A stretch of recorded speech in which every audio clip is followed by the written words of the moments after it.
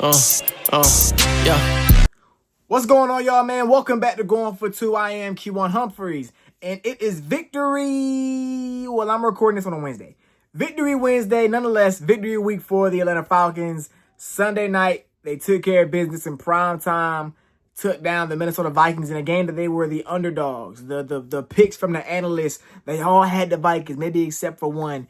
And the Falcons came out there on prime time in Minnesota and took care of business with a 22-6 victory.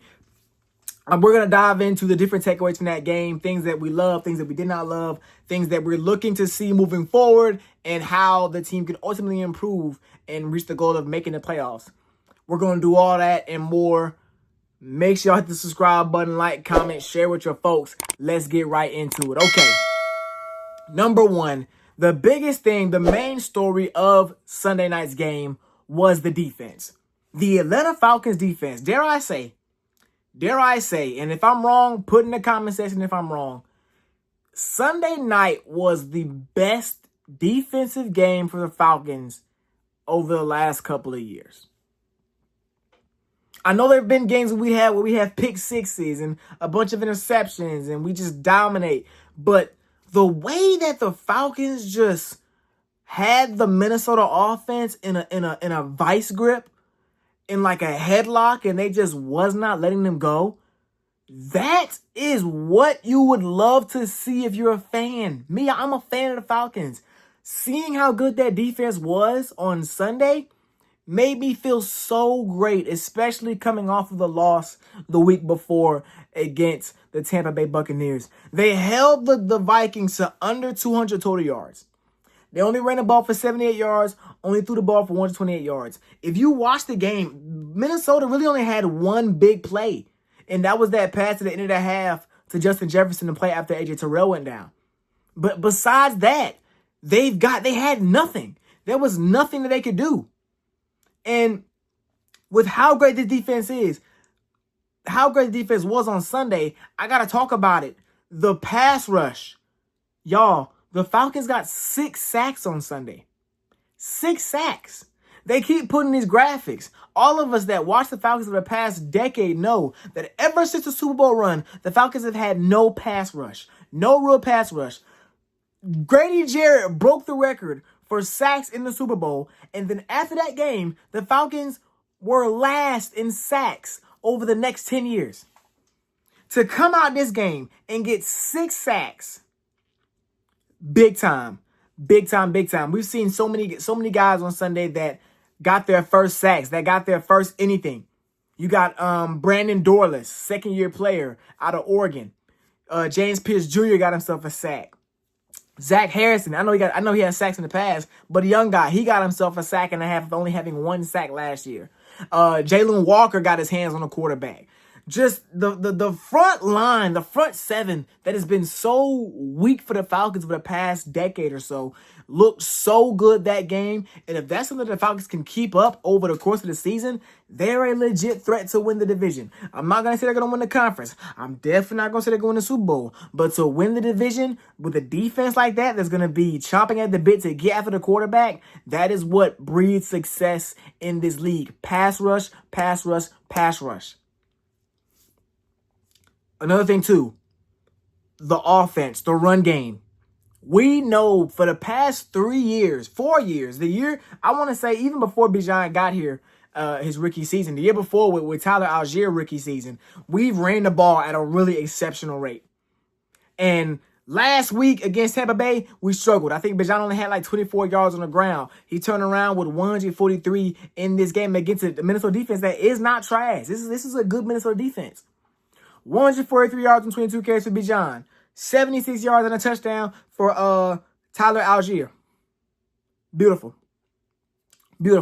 I loved how they really just said, okay, we know what we're good at. We're going to run the ball.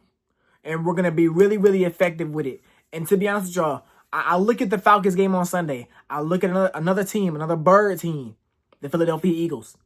The Philadelphia Eagles have given the blueprint for the Falcons. If you can run the ball very effectively and you can defend and pressure a quarterback and force sacks and TFLs and interceptions and fumbles, if you defense and run game, If your defense is there and your run game is there, it's going to breed success. The Eagles have the quarterback, Jalen Hurts. I defended him on my TikTok. Subscribe, follow the TikTok, going for two Queasy on TikTok. I defended him, but he's the only quarterback with no passing touchdown this year. And they're 2-0. So that shows me that if you can run the ball, if you can play great defense, you don't got to have the greatest passing game in the world. And that's what we saw on Sunday. Now, under the same breath, Zach Robinson, these first 2 games for you, you have not been the best. Your play calling has been pretty bad over the course of these first 2 games.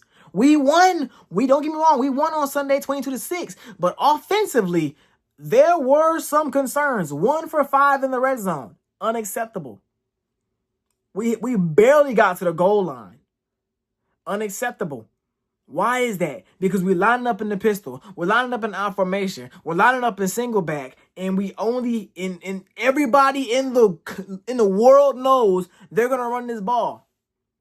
It's like on Madden when you press run commit and that makes everybody run to the running back, run to the ball. If you can just run a little play action or roll out, get Penix on the move. You have all these weapons on the outside. Drake London. Kyle Pitts is having a good year for Kyle Pitts standards so far these first 2 games. Darnell Mooney is back. You got all these weapons. Find ways to get them involved because the run game is going to do what the run game does. But you got to play complementary football. The run game opens up the pass. The pass opens up the run. If you run the ball for 200 yards, you're going to have passing opportunities because they're going to stack that line. That's what I got to see from the Falcons moving forward. I got to see that. I have got to see that because MP9, I talk about Jalen Hurts. I believe that MP9 has as far as being a passer of the quarterback, he has a higher ceiling than Jalen Hurts as a passer of the quarterback. I know Hurts is probably better now, but as a passer, as a gunslinger, that's what Michael Penix is. And when you got these guys on the outside, as I mentioned, the Drake Londons, the Kyle Pitts of the world, the Darnell Mooney's of the world, you got to get them the ball. Find a way to get them the ball. They don't got to lead the offense, but they're out there. Use them. Put that together with the run game, and this offense will be a different kind of nasty. A different kind of nasty. Third takeaway. We have a kicker, y'all. We got a kicker, man. Younghoe Koo did not travel with the team in Minnesota. We brought in Parker Romo. He actually kicked for the Vikings. That was his last team he played for the Vikings. Went out and made 5 kicks. Very, very, very busy day. Now, the first kick was a little shaky. He barely made it. But after that, he started knocking them down. So that's really what you want to see from the kicker. You want to see a kicker gain some confidence, make them easy ones, so that with the confidence there, so we can make the tougher ones when you need them the most. Shout out Parker Romo. Younghoe Koo. I believe he's still on the team right now. So we'll see what maybe we have 2 kickers or one goes down, whatever. We'll see what happens with that. Another concern I have, AJ Terrell. AJ Terrell looked like he pulled his hamstring, and hamstring pulls, they have you down for a couple of weeks, man. And that is a concern because we know our secondary is not that crazy. Not that crazy at all. Our safeties are good. We got Billy. Shout out Billy Bowman. Billy Bowman might be a nickel. Shout out Xavier Watts, Jesse Bates. I'm gonna throw Billy Bowman in there too. You know, them guys had a big game on Sunday, and they're gonna be good. But them cornerbacks, Mike Hughes, D. Alford, that's not the cornerback cornerback unit that you really want out there.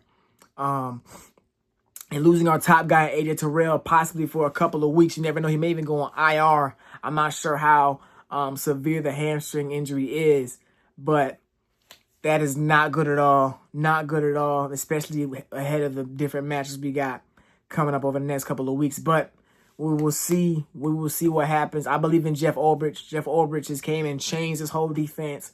We saw what he did for the Jets defense and how was one of the best defenses in the league when he was the head coach. And now he's here changing the culture for the Falcons defense. So I believe in him. He got my trust. He got my faith until he showed me he don't deserve it. This Sunday we take on Carolina. Carolina is they're a wounded dog right now. Their whole O-line is hurt. So we should have another big game as far as rushing the passer.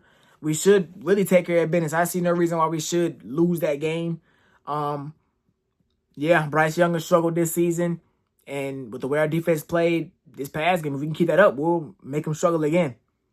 But, main thing I want to see from that game, I want to see mixing it up in the play calling.